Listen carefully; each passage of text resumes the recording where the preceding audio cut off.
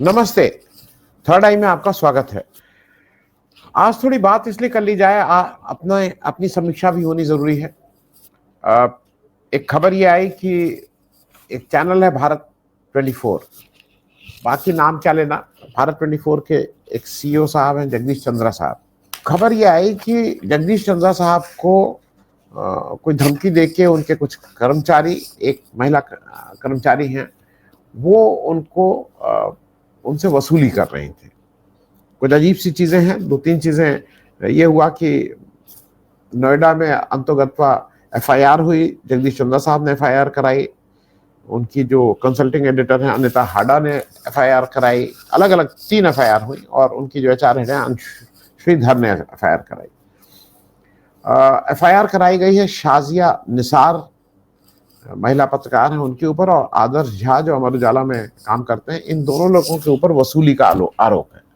आरोप यह है कि ये जो शाजिया निसार हैं वो इनको फोन कर करके और बार बार धमकी दे रही थी कि आपको झूठे यौन शोषण के, रेप के केस में आपको फंसा दिया जाएगा।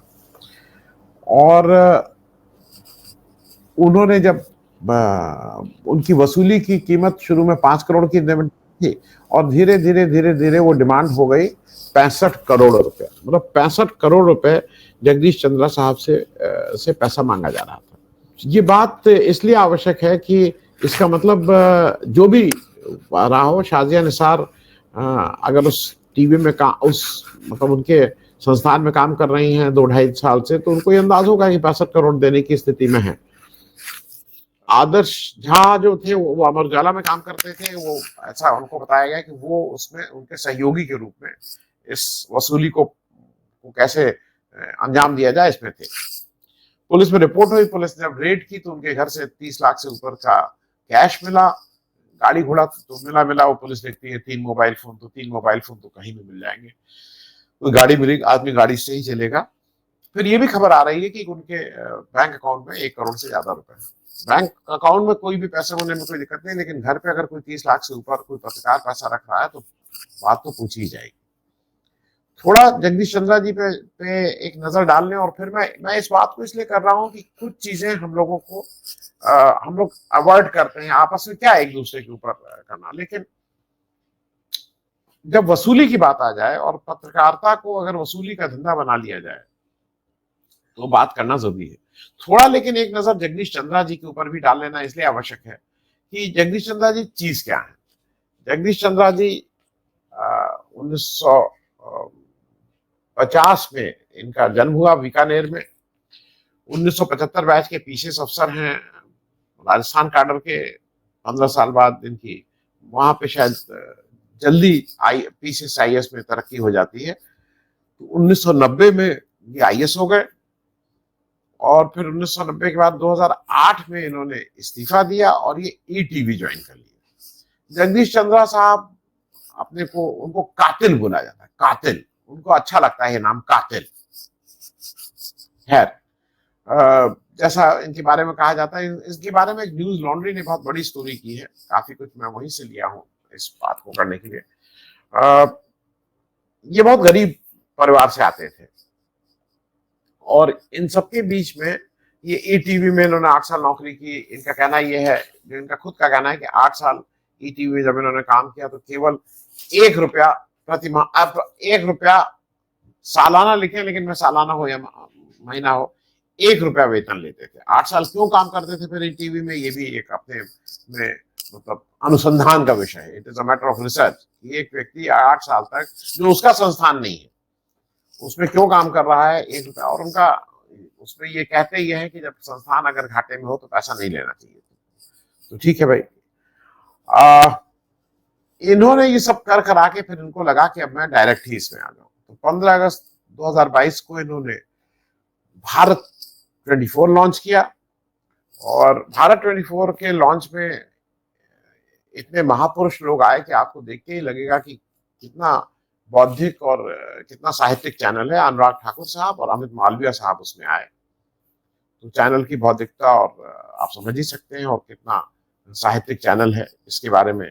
ये 2 महापुरुषों का क्या वहां उपस्थित होना जरूरी। उसके जो इनॉग्रल लॉन्च था और सब जगह इन्होंने जब इनॉग्रल लॉन्च था तो होर्डिंग लगवाई, मोदी जी की होर्डिंग लगी, मैन ऑफ द यूनिवर्स, युग पुरुष ऑफ 2019, कश्मीर रेवोल्यूशन, कुछ इस तरह की होर्डिंग लगी। तो इनका मिजाज भी इससे वो होता है कि कितने देश प्रेमी व्यक्ति है। जगदीश चंद्रा साहब अविवाहित हैं और इनकी जो न्यूज लॉन्ड्री ने स्टोरी की है उसमें यह भी बताया गया है कि चमचागिरी को कैसे परवान चढ़ाया जाए और चमचागिरी में महारत हासिल है। और उस स्टोरी ने बताया है, क्योंकि ये राजस्थान बेस्ड थे शुरू में, आप दिल्ली रहते हैं लेकिन शुरू में तो राजस्थानी के थे, अभी भी। तो गहलोत साहब इनके बारे में क्या, गहलोत साहब क्या इनकी काफी पहुंच थी, जो भी सत्ता में हो उसके यहाँ पहुंच होती है। गहलोत साहब ने इनके बारे में जो न्यूज लॉन्ड्री ने छापा है कि अगर गहलोत साहब कहते थे मैं लंदन उतर रहा था तो वहां एक आदमी, ये गुलदस्ते वाली पॉलिटिक्स करते थे, गुलदस्ता पॉलिटिक्स, जहां जो जाएगा तो वहां पे गुलदस्ता लेके लंदन में एक आदमी खड़ा हुआ है, कहना मैं मुंबई उतर रहा हूँ, वहां एक इनका कार्ड लेके गुलदस्ता मुंबई में दिया जा रहा है। और ये खुद कहते हैं कि सत्ताधारी सरकार का समर्थन करना चाहिए, पर उसमें चतुराई से ऐसा करना चाहिए, छुपा छुपा समर्थन।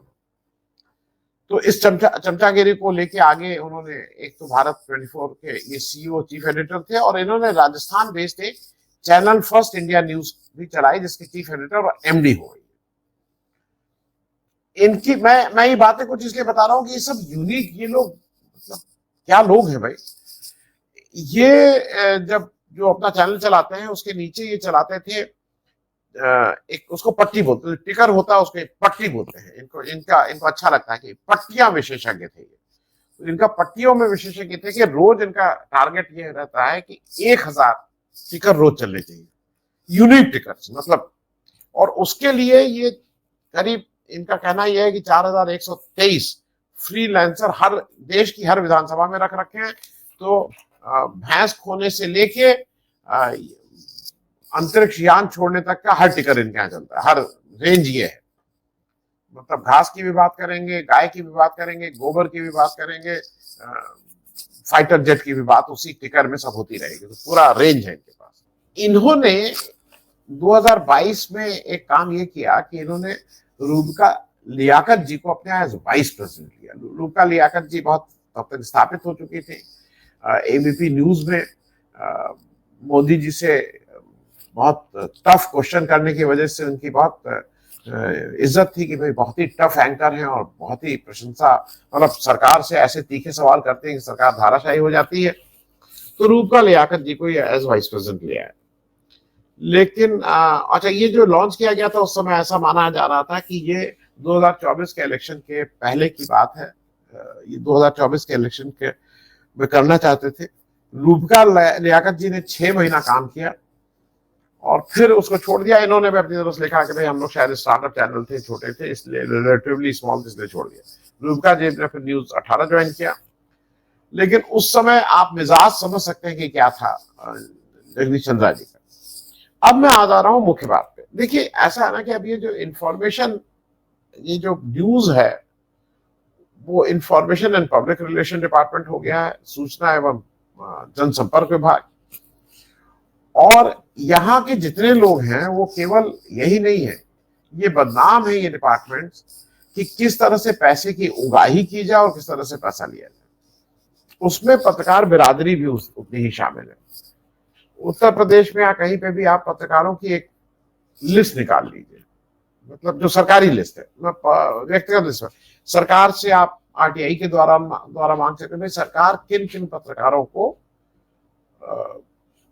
एक्रेडिटेशन देके या जिनको मानती है भाई ये पत्रकार हमारे राज्य के हैं, वो मांग लीजिए, कभी भी उपलब्ध है। उत्तर प्रदेश की साइट पे, सरकार की साइट पे उपलब्ध है, किसी भी सरकार की साइट पे उपलब्ध है।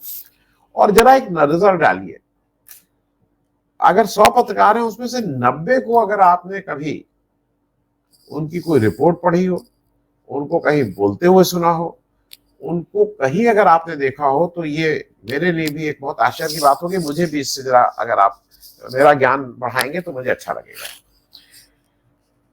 दूसरी तरफ सरकार के यहाँ क्या है, सरकार के यहाँ क्या हो गया है कि पहले जो सूचना जो सलाहकार बन के आते थे सरकार के, उनका काम ये होता था कि एक एक तरह से सरकार की छवि ठीक रखना, और दूसरा ये भी होता था कि सरकार और पत्रकार के बीच में एक सेतु की तरह काम करना, कि भाई पत्रकार का कुछ है, उसको कुछ पूछना चाहता है, कुछ नई ब्रेकिंग चाहता है, तो वो यहां से मिल जाए। हमारे उत्तर प्रदेश में, मैं नाम इसलिए, एक मृत्युंजय कुमार साहब आए थे, अरे क्या नाम था उनका, और एक आ गए थे शिशिर जी। शिशिर जी पीसीएस अफसर थे, बाद में आईएएस हुए कि नहीं मैं बिल्कुल पक्का नहीं पता है, लेकिन शिशिर थे, और राजपूत थे, सबसे बड़ी क्वालिफिकेशन ये थी, राजपूत। वो बना दिए गए इंफॉर्मेशन डायरेक्टर। इन लोगों ने कितनी संपत्ति बनाई है ये आप गूगल करिए, किसी की रिपोर्ट करिए। ये लोग कहते हैं कि सैकड़ों में नहीं, हजारों करोड़ों रुपए इन लोगों ने संपत्ति बनाई है। और संपत्ति बनाई मतलब कोई हल जोत के या खेत कोड़ के नहीं बनाई, जैसे संपत्ति बनाई जाती है सरकारी अधिकारी जैसे बनाता है, उसी हिसाब से संपत्ति बनाई। अभी जैसी सूचना है कि मृत्युंजय कुमार जी के ऊपर ईडी की शायद रेड हुई थी, इस तरह की सूचना है, कोई कहीं लिखित तो आया नहीं, इतना कंट्रोल तो है। और रहीश सिंह, ये दो लोग जो हमारे उत्तर प्रदेश के मुख्यमंत्री कार्यालय में कार्यरत थे, इनको हटा दिया गया है।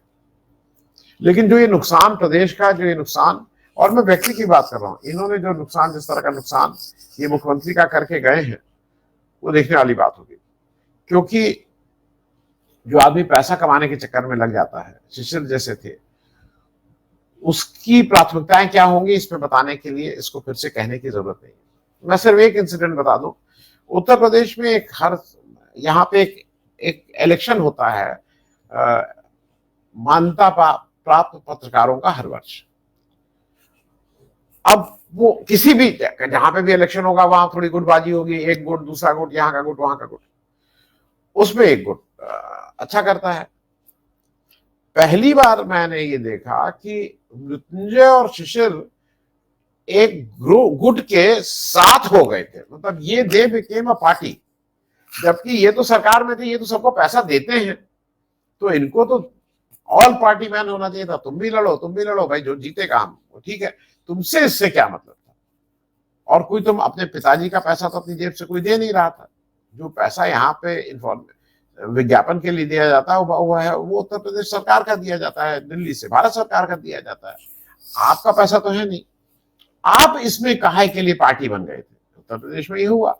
और ये बात मैं इसलिए कह रहा हूं कि होता क्या है कि जब पत्रकारों को एक जनरल गाली मिलती है, ये माना जाता है कि दलाली करते हैं, तो ये भी एक सोचने वाली बात है। ये मैं इस रेफरेंस से कह रहा हूं कि एक व्यक्ति जो खुद कहता है कि मैं बहुत ही गरीब बैकग्राउंड से आया, वो, और जो वहां से शाजिया निसार के जो अब डिटेल आ रहे हैं कि करीब 2.5 करोड़ रुपया, उसी में लिखा गया है, एफआईआर में लिखाया गया है कि 2 करोड़ 36 लाख रुपया हम दे चुके थे, और करीब 62 करोड़ कितना 60 लाख रुपया बाकी था।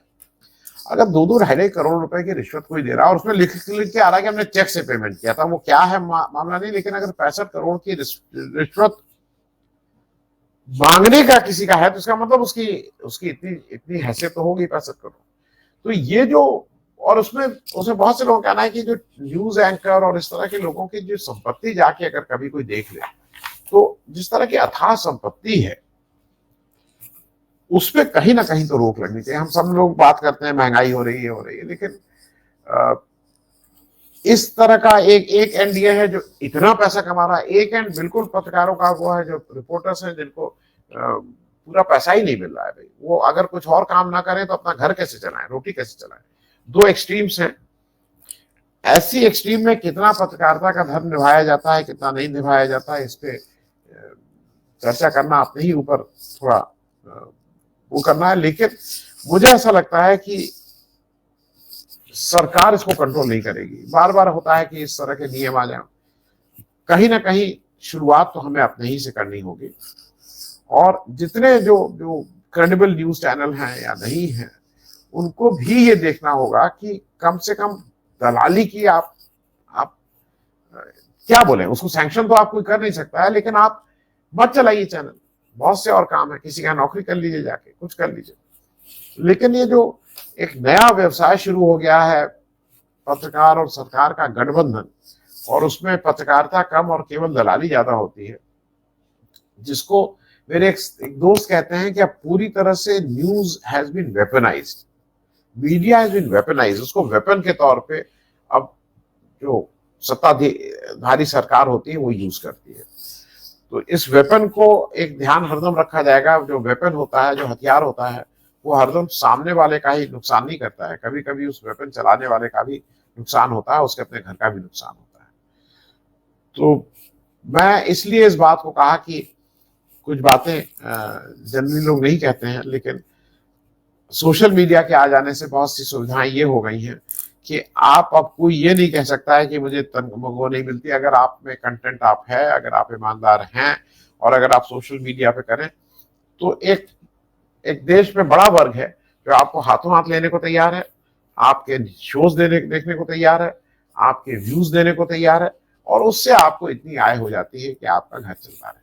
थैंक यू सो मच, बहुत बहुत धन्यवाद।